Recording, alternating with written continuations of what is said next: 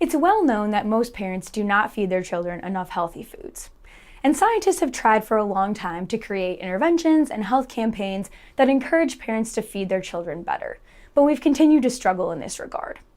And one reason for this may be because we tend to think about the foods that parents choose for their children in terms of the outcome alone, i.e., what the child is actually eating. But in reality, these choices are only an outcome, and outcomes don't just happen. And as you can see in this figure in the top left, there are a variety of factors that are coming into play when a parent is deciding which foods to feed their children.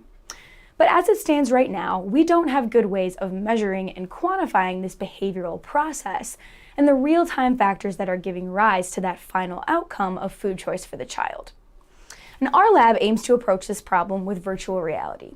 So in the top right here, you can see a bird's eye view of the virtual buffet that we use and a screenshot of what the parent is actually seeing when they're inside of the buffet. And when we send parents into the buffet, we ask them to pick out a lunch for their child. And normally when we use the buffet, the metric that we're interested in is just the composition of that plate that the parent selects.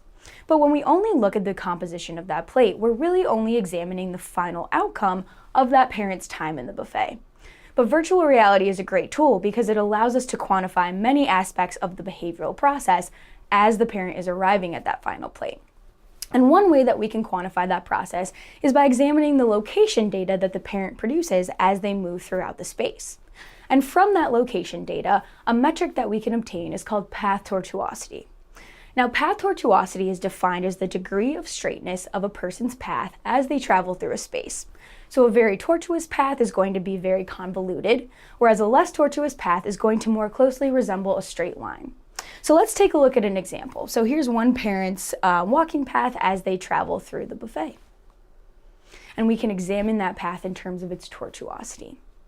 So we did this for 177 parents that came into our buffet, and we looked for relationships between path tortuosity and self-reported levels of guilt. So as you can see in the bottom right here, we found a significant negative correlation between path tortuosity and parents' levels of guilt at post-test. So in light of this relationship, what we did next was we ran a stepwise regression.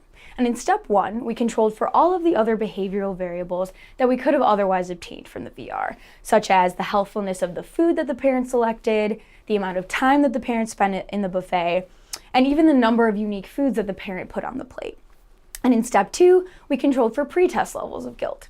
And above and beyond all of those other variables, path tortuosity was still significantly predictive of lower levels of guilt at post-test. So what we think this might mean is that perhaps parents who displayed a higher tortuosity in the buffet felt that they had been more thoughtful about their choices, or perhaps felt that they had put forth more effort while they were in the buffet. So what we'd like to do going forward is try to use methods like this to create more effective health interventions and campaigns. So if we can use techniques and methods like this one to gain some insight into this behavioral process of food choice, then ideally we would be able to use this knowledge to leverage more effective health interventions.